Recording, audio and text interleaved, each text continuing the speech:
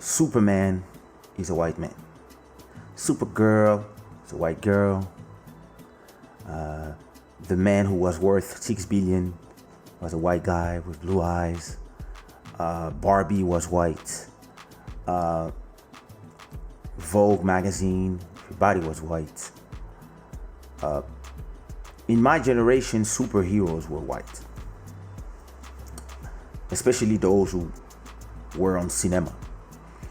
And for my generation, every black person that you met that you saw on TV was either a gangster, either a funny guy, either was running after a ball or faster than whatever, or was a slave in a movie or a gangster in the movie, or the sidekick. Rarely the hero. And there have been some people who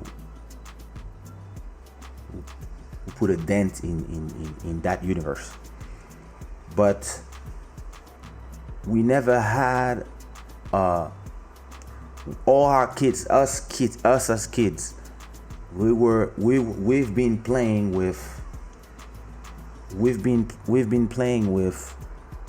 figurines, and we've been dreaming of being Luke Skywalker, of being white people. So it created a kind of system where you feel that the heroes are of one color, and the good people, the people who will save the world, are generally white and American. And for the first time, everybody came in this movie. I had my fair share of criticism about the idea of Wakanda and the whole thing is still a Disney movie, etc., etc. I'm not coming back there. But we all came in the movie with a kind of idea of, oh my God, how is it gonna be? It's like a movie in Africa made by Americans. How is it like? Are we going there septic, feeling like, let's see how many times they're gonna fuck it. Let's see how many things I'm gonna have to say. But we all came out of that movie united in the pride of how it felt to have an Africa that was portrayed in such a different way, to have a hero that was looking like us, to have our kids being able to look up not only on us, our dads, but also to have their own Superman, the Black Panther. And he was a king, a respected king. And all this created for everybody before of course 2020 came and destroyed the fun, we know. But before all that, when that movie came out, and the pride knowing that it was the highest grossing movie for Disney, etc., and it created a narrative that continues with what Beyonce is doing, how the Americans are starting to not only look at their history or the portrayal of who they are as only slaves and then nothing, but also they can have the imagination of superheroes, and they can feel like, oh yeah, we might have been this, but we might have been this too. And oh, if they're portraying kingdoms in Africa where we come from, maybe we were kings before we were slaves. So it gave a window of opportunity to Americans, black Americans, to see themselves in the movies something else than slaves. And I'm not gonna lie, there's a lot of slave movies like 12 Years a Slave and others that I didn't see. I didn't see why? Because I'm tired. I'm tired of movies where the terrorists are always Russian or Arabs. I'm tired of movies where black people are either, if they're not Denzel, of course, this is our hero, but if they're either gangsters or slaves. Like, why not like a blockbuster where like you like just like a Made in New York, like you see what I mean? Like some normal guy, a doctor, dentist, like why? And I got tired. So I stopped. Like there's a lot of movies that everybody's telling me, yo, this is such a great movie, and I'm like, I didn't see it. And people are like, why? I'm like, because I'm not interested. I'm done. I mean, this imagery hurts me, and I don't. I'm not a descendant of slaves, but it hurts me at a point. I feel like, please, not again. Like I'm tired of watching these images, and I came out of that. Wow, like it was beautiful. The imagery, the filming, the symbols, the symbolics, and even the way people were dressed, the styling, it was just perfect. We came out of there, even us Africans from Europe, the diaspora, we came out proud. We came out, wow, oh my God, finally. And it was even an example for us, like, hey, we should also do movies like that. We should also start portraying ourselves in a certain way. And Wakanda Forever became a sign of, something that made us all feel so great. Compared to 2020, when it's back to police killing people and everybody's protesting. But when that movie came out, we had a glimpse of, oh my God, that, thank you. Like, you see what I mean? And I'm sure this, and he gave a lot of actors, a lot of writers, a lot of screenplay writers, a lot of designers, a lot of future comic book writers. He gave them hope. He gave them hope. He gave them this feeling that, yes, we can be anything and we can be something else than what my generation thought. I never thought that. I always knew that I could be anything I wanted, but that's because my parents taught me like this. But a lot of the people who had TV showing them over and over again a certain standard of beauty, you didn't think of Lupita as your standard when in France, because to a lot of people at school you would only see blonde, blue eyes, brunette, green eyes. In the TV, it would be like the people on the TV in France have nothing to do with the people on the street. On TV, it's like 98% black, white people, and in the streets, it's a melting pot. In the ads, when I was growing up, there was no like shampoo for me. There was no ads with people like me.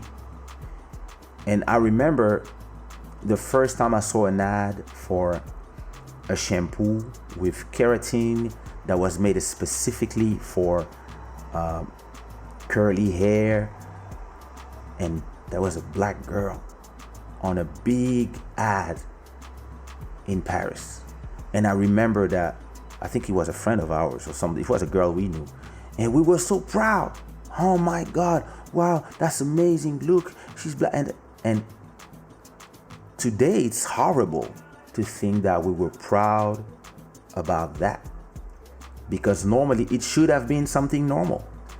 We shouldn't be excited that a black person or an Asian person or a white person or whatever the color they are, brown, is, or somebody that is very black is doing the front page of Vogue magazine or anything else. This should not be something that is, oh my God, that's amazing. And oh, look, that we shouldn't be proud of that. We should just be proud of the person who's doing it because it's an achievement for that person. We shouldn't care as a group of people because we feel not only that we are a minority, but we are even completely ignored by media. We should not find it strange that a black girl is kissing a white girl in a movie. We shouldn't be in 2020. But still, there are still a lot of movies where you see that something and they don't kiss each other.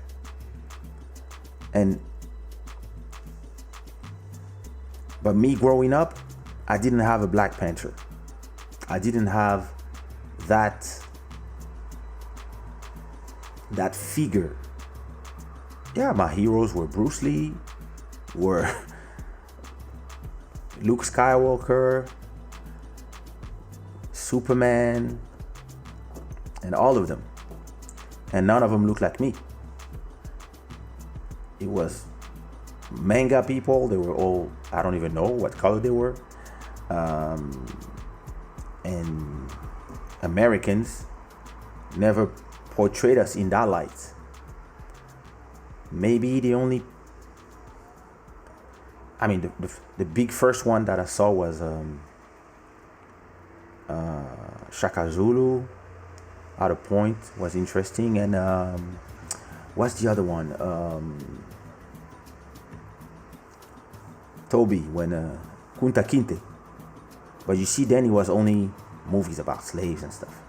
So Denzel became our only hero. Denzel, Eddie Murphy, those were our hero in terms of being mainstream.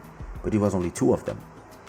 And I also grew up in a TV that, in a country that my music could not play on mainstream TV. My music never played on mainstream TV. Maybe 2 times. I had some hits that I made for people, but like my songs, a lot of people were telling me, yo, those are great songs, but do you have something more bounce? More bounce? What does that mean? I don't get it. Yeah, the sunshine music. Sunshine music? Yeah, we already have this group that we are gonna play this summer, so maybe next summer we can have a slot for you.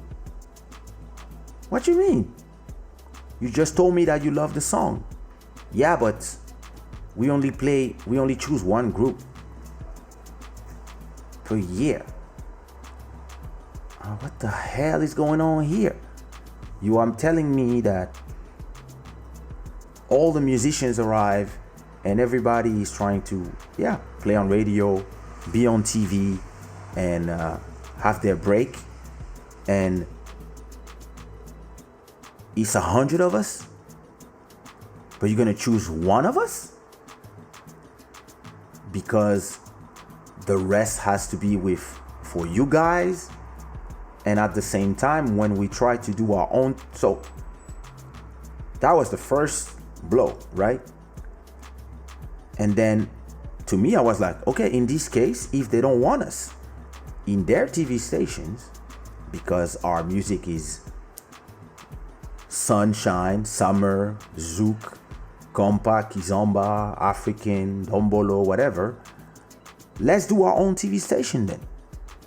I was one of the first person in the 90s, 95, 96 to say, hey, fuck all these record labels, fuck their radios. Let's have our own radios. Let's have our own TV stations. And then I saw a friend of mine who started wanting to do a TV station for us, by us, inspired by BET with, you know, our own journal at 8, where we talk about our issues of as immigrants and stuff, and how, and play our music, have our discussions about us, because every time they talk about us, we are not part of the conversation. We're not even here on, like, you see like 5 old white guys talking about you, but you're not here. So how you know more about me than myself? So let's do it ourselves. And then the government shuts you down, because having a media is having power. Having the power to have a narrative that is different from the main one is dangerous. So they don't let you. And that's how this media turned into Trace TV, where it was just, okay, you guys can play music, that's it. But, and this is why YouTube is important.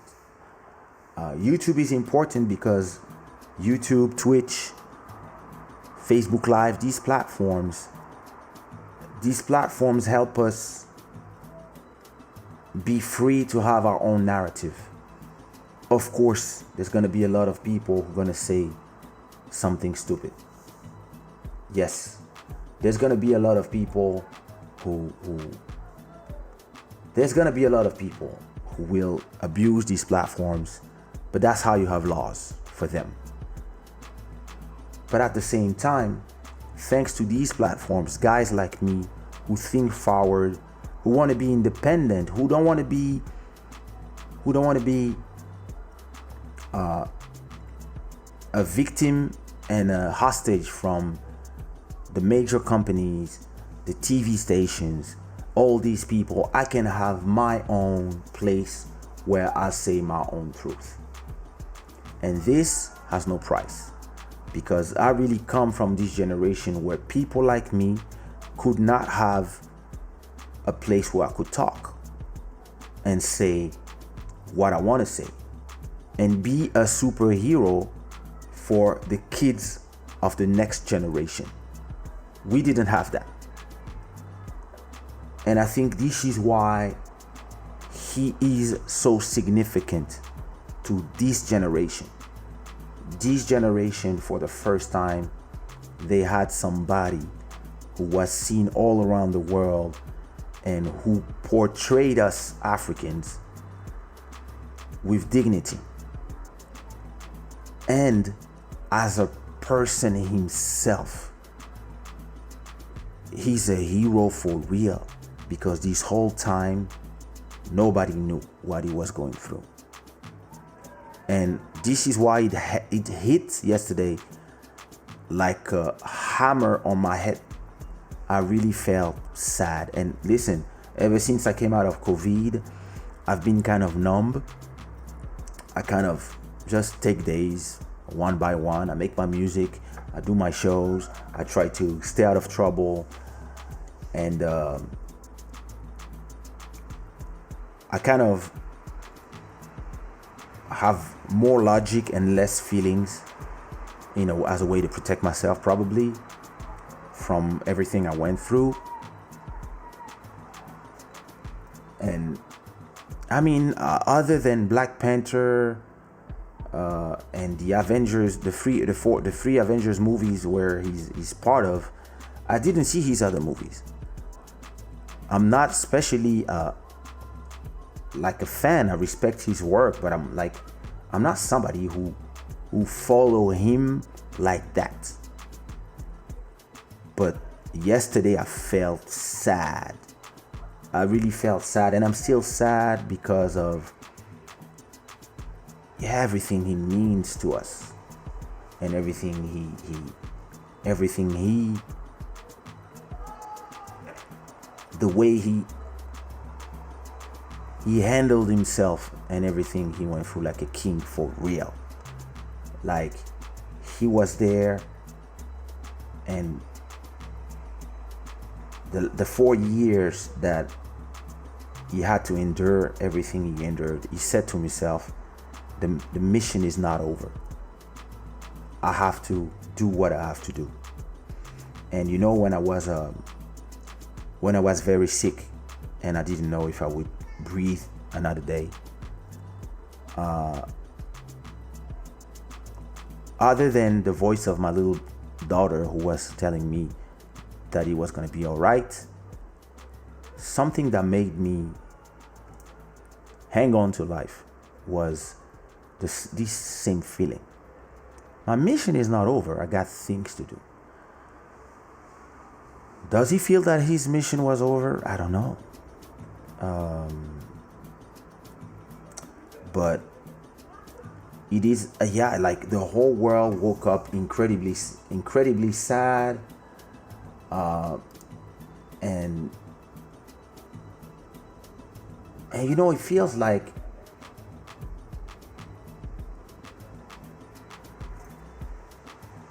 how unfair it is that now that we have a hero, somebody that our kids can look up to at the fundamental age where they can see themselves in this hero that looks like them, he has to die.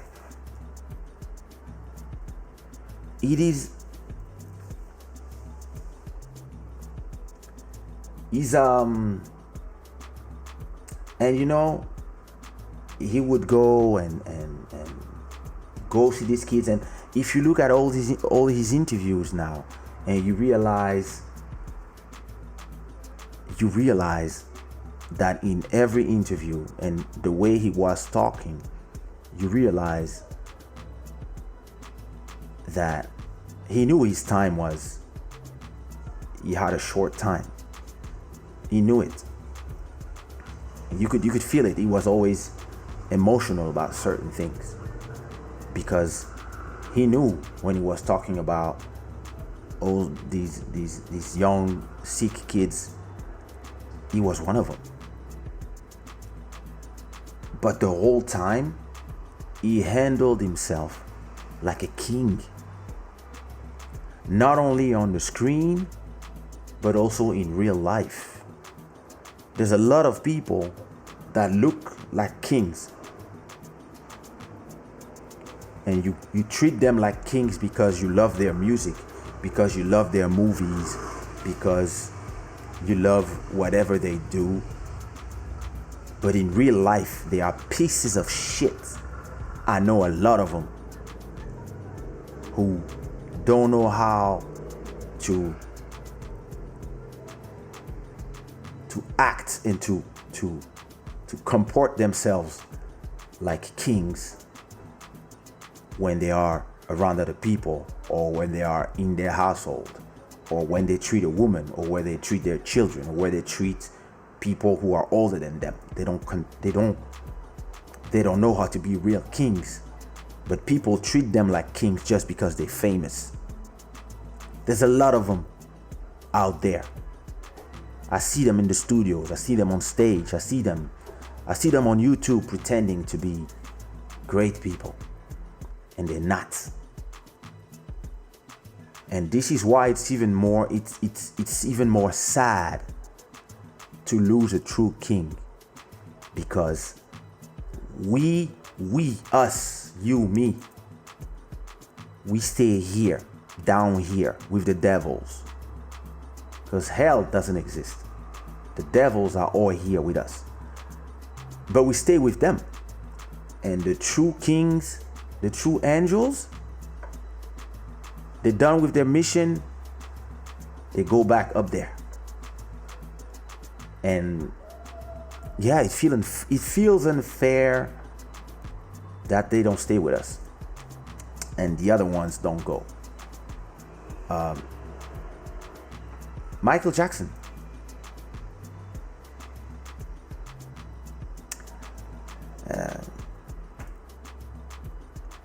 Chadwick Boseman. And others. It's I don't have a lot of words. I mean, I always have words, but it is very, very, and it's moving to see how the whole internet is really about that. It's great. A lot of people say that I'm an inspiration to them, and I'm grateful that I can inspire people. But I'm happy to say that a person like him inspired me. Not just the movie. Of course, I got inspired by the movie. I got inspired. It made me think like I said before. It's amazing to see that we were all supporting that movie. We made it one of the best grossing movie ever from Marvel, but that money went to Disney. But it gave me ideas like maybe, we should do movies like these, and then the $1 billion or billions of tens of billions of dollars that is generated go back to Africa to fund cinemas, to fund to give the possibility to the next actors to create content of the same quality, and to stop the Americans from having the hegemony on the culture. And so I'm happy to say that I really was inspired by everything he was on and off screen. And rest in peace, King.